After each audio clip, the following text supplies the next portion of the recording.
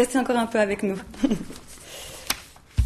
Les gens du voyage ont quitté vendredi dernier la commune d'Estavayer-le-Lac en laissant derrière eux un champ en piètre état. L'exploitant du terrain a convié la presse samedi après-midi pour exprimer sa colère et montrer l'état du champ.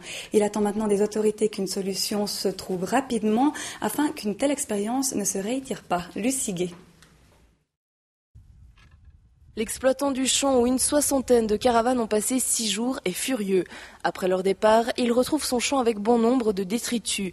Et ce ne sont pas les berlingots de défroid qui jonchent le sol par-ci par-là qui l'énervent le plus. C'est quelques objets que j'ai récoltés ou rassemblés sur ce champ. On trouve ici une barre de fer. Une barre de fer qui, si je la touche avec ma faucheuse sera très endommagée. On trouve dans ma main une petite vis. Qui, si elle est absorbée par un animal, l'animal est considéré comme perdu. Voilà notre quotidien de ces prochains jours. Là, en une journée, c'est fini, non?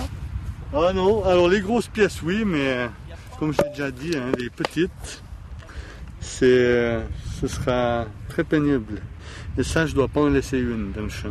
C'est clair que l'œil, sans être péjoratif, l'œil du citadin ne voit pas peut-être tout. On remarque sur la parcelle qu'il y a de nombreux passages de véhicules, plusieurs centaines de véhicules qui ont roulé sur ce champ pendant 6 jours. Et ça, disons, ça crée un tassement du sol. L'herbe est détruite et va prendre beaucoup de temps pour repousser. Un accord avait pourtant été fait entre les gens du voyage, la police et l'exploitant du champ pour que le terrain soit rendu tel quel. Mais pour le syndic, ce n'est pas une surprise, il s'attendait à un tel spectacle. Toutes les promesses qu'ils font, ils ne les tiennent jamais. Il n'y a pas eu d'exception à la règle. Tout ce qui est laissé derrière, c'est vraiment déplorant, pas seulement pour les habitants, mais aussi pour la nature en général.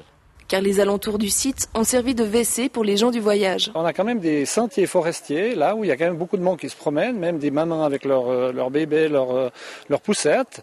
Et puis là, à la limite, ils ne peuvent même pas passer sur le chemin parce qu'il n'y a pas le passage, quoi. C'est vite, à moins qu'ils passent dans les déchets, quoi. Et puis là, il y a les odeurs, il y a tout, quoi. Pierre-André Grand-Girard attend des autorités une solution rapide pour la gestion des gens du voyage afin qu'un tel événement ne se reproduise plus.